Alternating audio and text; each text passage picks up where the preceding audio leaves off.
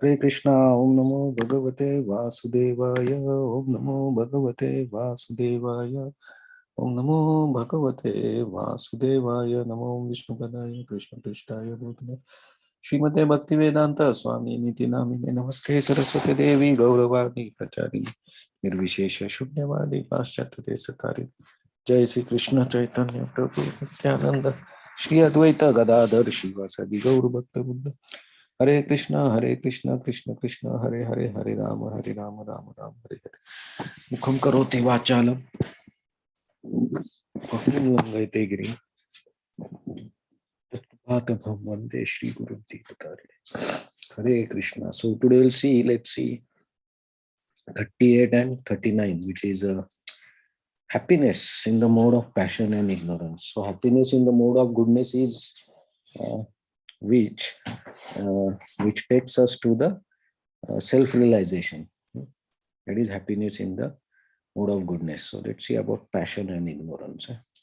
Vishayendriya samyogad Vishayendriya samyogad yattad agre amrutopamam yattad agre amritopamam pariname vishamiva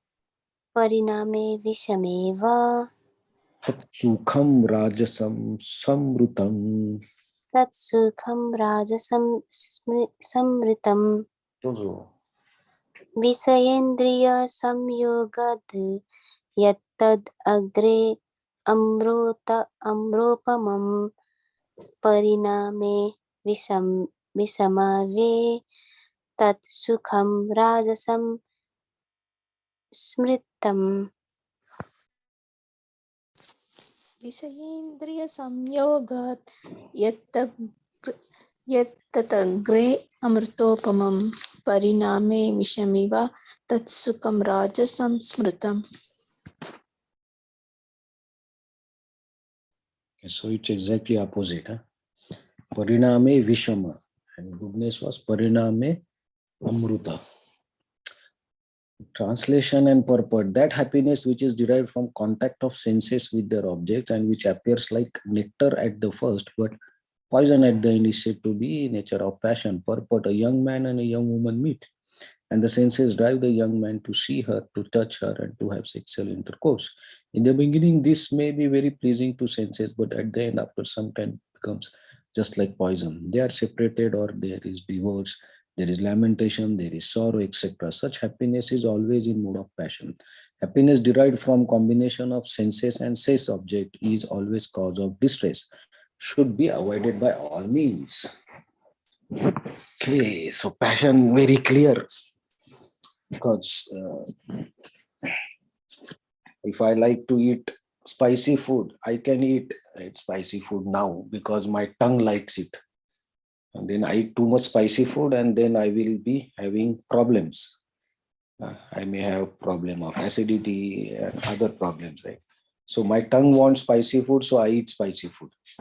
And then I enjoy that happiness. That is passion. But the end result is not good. It's like poison. So that is passion.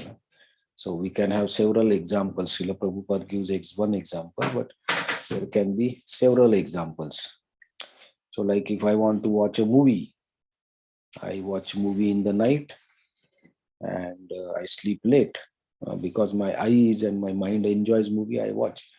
But I sleep late and then I get up late and then my next day is washed out because I lose half of my time in just sleeping. So these type of examples are like all when our senses like hands, eyes, nose, ears, mind, skin, when it gets in contact with something, then objects, then what we get, that happiness is actually in passion. So it's like enjoying when we do it, but afterwards it's very painful. So Krishna says, Pariname Vishama. So at the end, it is like a wish or poison.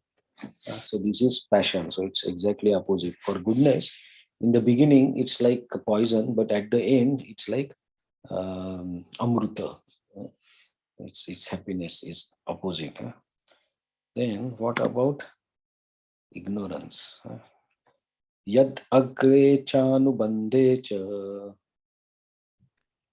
Yat agachanubandhe cha sukham mohanam atmana sukham mohanam atmana nidra alasya pramathotam nidra alasya pramaduttam tattamasam udharutam. tat tamasam udharatam. So, Yad agre chanubandhe cha sukham mohanam atmanah nindralasya pramaduttam tattamasam udharatam. यदग्रे चानुबन्धे च सुखं मोहनम् आत्मनः निद्रालस्य प्रमादोतं तत्तामसम् उदाहृतम्. so Adre and Anubandhe, starting and beginning and end. Translation and purport. And that happiness which is blind to self-realization, which is delusion from beginning to end, which arises from sleep, laziness, illusion is said to be nature of ignorance. Purport. One who takes pleasure in laziness and in sleep is certainly mode of darkness, ignorance. And one who has no idea how to act, how not to act is also in mode of ignorance. For a person in the mode of ignorance, everything is illusion. There is no happiness either in the beginning or at the end. For the person in mode of passion, there might be some kind of ephemeral happiness in the beginning, but then the distress. But for a person in mode of goodness, there is only distress. But for the person in mode of ignorance, there is only distress, both in the beginning and the end. So we pass some days like this, right? You have holidays or maybe on the weekends. Sometimes we just like to sleep, eat and sleep. We call it as rest, or we call it as refreshing. So what I will do tomorrow? This weekend, I will not do anything. I will not do any work of at home or nothing. I will just eat and sleep and watch TV, maybe watch some movie, but I will sleep. So this is ignorance. So laziness, this everything is ignorance, and then wasting the time. And sometimes it happens that we think, okay, tomorrow I will just take rest and sleep and eat. But by the evening time, we understand that, oh, I just slept and eat, but I am not feeling fresh. I'm feeling more tired, or my stomach is upset. So what happens? Like even if you sleep, you are not happy because you are getting some problems afterwards also. So you thought by sleeping we will get relaxation or enjoyment or happiness, but doesn't work like that. Afterwards we feel, oh, I wasted the time. I might have gone to some walk or some read some book, but I didn't do it. So then afterwards you lament only that I thought of relaxing, but I was not able to relax. So while resting also pain, after resting also pain. So this is the sign of mode of ignorance. But sometimes we enjoy just sleeping, just watching some movie or just lying down. We enjoy. So that also is a happiness that we get. But this type of happiness is from ignorance, and there is no um, forget self-realization, but there is no higher consciousness in that. It's just maybe waste of time, just getting temporary happiness, but no realizations, no benefits from such type of happiness.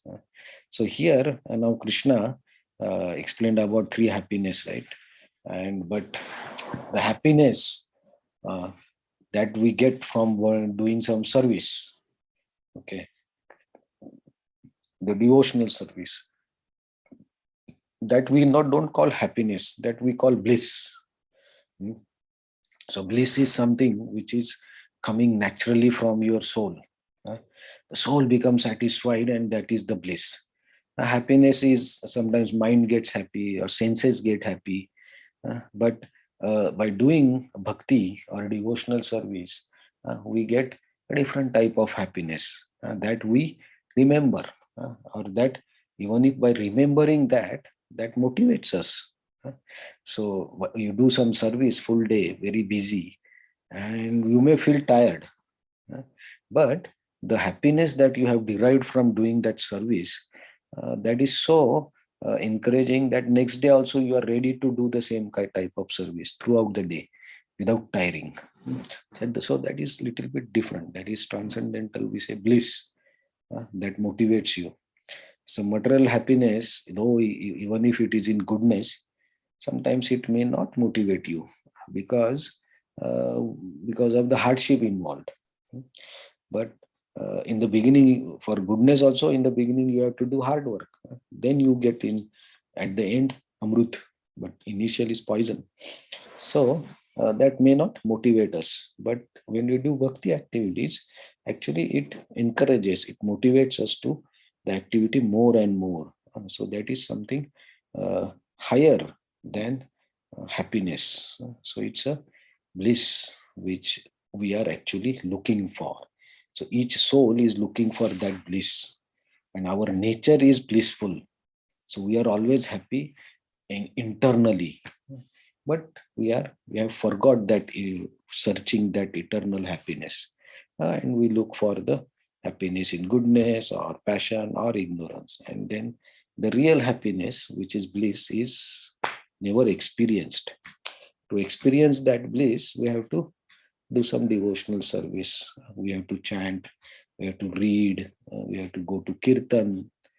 All these activities are choice taken, transcendental, and they give us bliss.